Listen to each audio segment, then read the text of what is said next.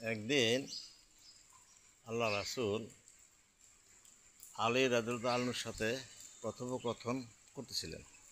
এমন সময় আবু বকর রাদিয়াল্লাহু আনহু ও ওমর রাদিয়াল্লাহু আনহু আসলেন।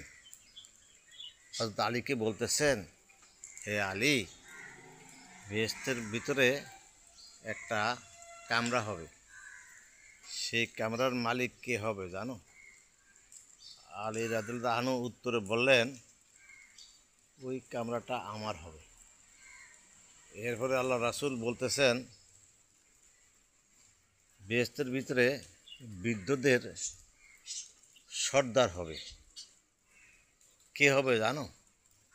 তো আলী রাদিয়াল্লাহু আনহু বলে, আমি হব। তো আল্লাহ রাসূল বলতেছেন, আখিরি জমানার উম্মতরা তোমাদের উপরে আঙ্গুল তুলবে, তারা তোমাদের সম্বন্ধে নানা কথা বলবে। তারা বলবে, তারা কি আমাদের মতো মানুষ ছিল? তারা বোকা ফাঁকা ছিল, তারা আমাদের মতো বাড়িঘর ছিল না। আঙ্গুল তুলবে। তখন আল্লাহ রাসূল বলতেছে, কিছু কিছু লোক তোমাদের সম্বন্ধে খুব ভালো কথা বলবে, তোমাদেরকে মান্য করবে। তো রাসূল বলতেছেন, তারা কারা জানো? আমাদের এই সাহাবী। আর তারা তোমাদেরকে ভালোবাসলে তোমরা তাদেরকে কি দিবে?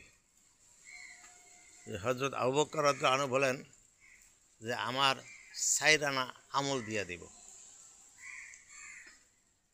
আল্লাহ রাসূল বলতেছেন, ওমর তুমি কি দিবে? ওমর রাদিয়াল্লাহু আনহু বলতেছেন, আমি তো কখনো আবু বকর রাদিয়াল্লাহু আনহুর উপরে যাইতে পারি না, আমিও 4 আনা আমল দিয়া দেব। এই আমলটা ওই দিনই কাজে লাগবো যেই দিন আমরা হিসাব নিকাশ দিব। একটা কথা না বললেই নয়, এখন বর্তমানে আলেমদের উপরে, সাহাবাদের উপরে, যারা ফরজগার মানুষ তাদের উপরে সবাই আঙ্গুল তুলে বলে ওনারা জালেম। আসলে প্রকৃত জালেম যে বলে সে হইল আসল জালেম। সে জানে না, নিজে জালেম হইয়া আরেকজনকে জালেম বলে। এই জন্যই আল্লাহ পাক কোরআন